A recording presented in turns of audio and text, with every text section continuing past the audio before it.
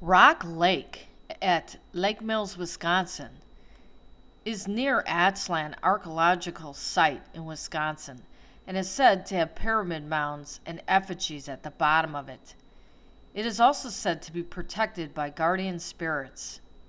I did go out and visit the lake, hoping to take a boat out and see if I could see some of these structures, but the water was too muddy and dark on the day that I went, and thus I did not attempt to go out and see if I could find anything from the surface. The lake is said to have a sea serpent guarding in it, but no one of late has seen it. A man by the name of Archie Eshborn organized an investigation of the lake and was able to find what appears to be a sea serpent effigy, also possibly being held by a bird, at the bottom of the lake through the usage of sonar. He wrote about it in his book, The Dragon in the Lake. There is a stone statue of a sea serpent at the small shop near the lake. Now, the area was not always full of water. There are tales of bearded white men traveling throughout the region and mining the copper near the area. It is said that the natives went to war with them and wiped most of them out. Those that remained interbred with the natives and became the elite of the tribes in the cities.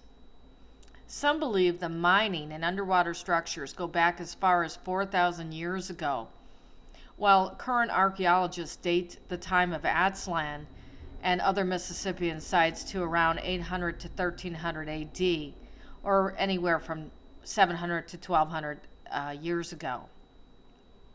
Archie Eshborn believed that Atzlan and Rock Lake were related to the Aztec and the Aztecs, and cited 7 mounds that they came from, which he equates to 7 major Mississippian city complexes.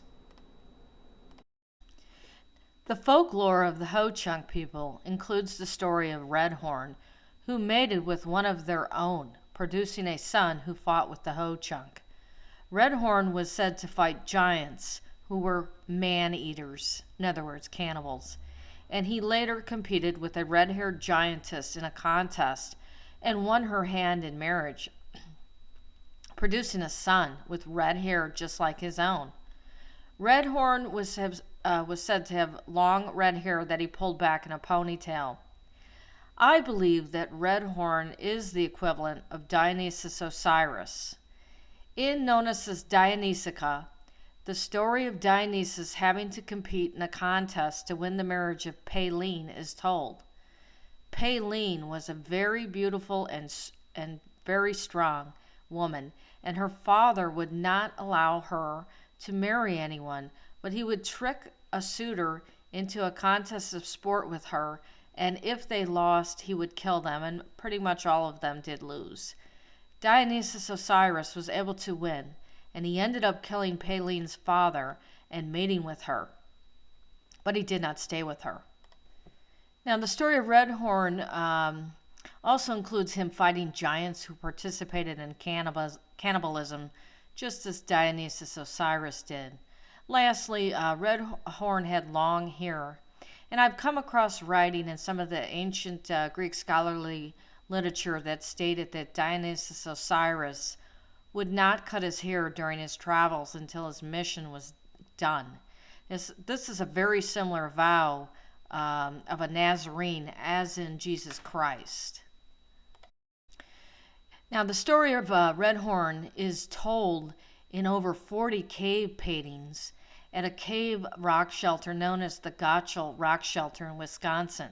Unfortunately, some vandalism occurred when someone tried to cut out one of the main panels of Redhorn with a saw, and subsequently the cave has been closed. When I heard about the red hair of Redhorn, I was a bit concerned as to his identity, since Prometheus is known for his red hair, and Dionysus-Osiris is sometimes shown with dark hair and sometimes with blonde hair.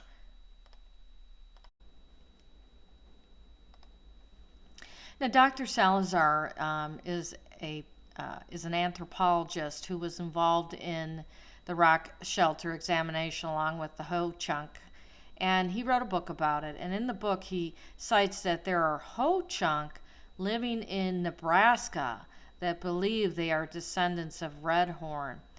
If they truly are, then there should be a genetic marker that links them to Europeans, and in particular, the Osirian pharaohs.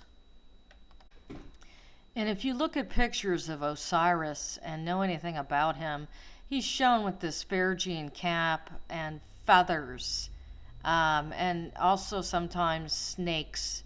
And Dionysus also would wear, wreaths of ivy, sometimes feathers, sometimes snakes. But it all goes together with the feathered serpent. It is the same being. And I outline that in my mythological unification theory in several of my books and blog articles. And by the way, I am the first to prove out that Dionysus is Osiris through ancient credible literature. So if anybody starts to claim that, it came from my stuff. Nobody else has done that, and done it to the degree that I've done with the equation of the mythologies globally. Yeah, and I would like credit for my work. I do see a lot of plagiarism on the internet, and I don't approve of that. I try really hard not to do that, or if I'm going to use someone's work, I try and cite it, or if it's public domain or licensed to use, then I can. But I am, like I said, I am the first who has been able to equate these ancient pantheons and prove it through literature out of the Loeb Library and other libraries out of Harvard and the British Library. And I've also done it through many years of comparative mythology, comparative anthropology, and other studies. So it comes from me. Nobody has done this. No one's come close to telling the story of the Cronides as I've done. And I would like my work cited. I do not appreciate people using my stuff without permission. So moving on to the ManMound. Well, I did visit the ManMound. It is an effigy near Baraboo, Wisconsin. And this effigy is believed to be that of a very powerful god or medicine man. And part of the legs were cut off. They redrew them on the street. But this horned figure is very interesting considering the animals associated with Zeus and Dionysus-Osiris as well as Kronos. And that includes the bull. Now, Prometheus would be associated with a red bull as well, and a red goat or goat. There are other artifacts that exist throughout the Americas that have this horned imagery, and even include a horned serpent, which I'll discuss later in a blog article and another video.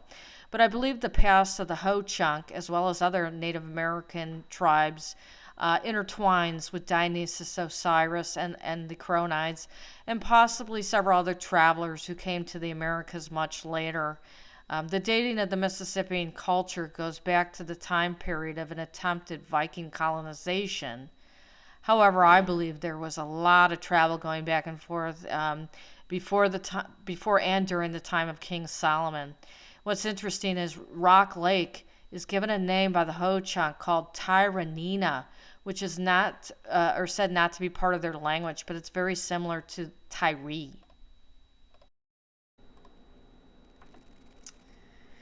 So it's quite possible that the Jews and Phoenicians during and before the time of King Solomon found their way to the Americas looking for copper. And they were either killed off or interbred with the natives, producing an elite class that carried over their Kabbalah Klipoth mysticism that eventually found its way into some of the temple structures in Mexico and Central America and Peru.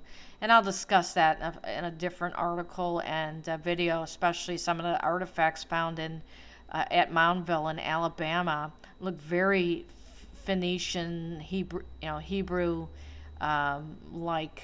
So thank you for listening to my video on RockLake, ManMound, and the Gottshcall Rockshelter of the Mississippian people. Thank you.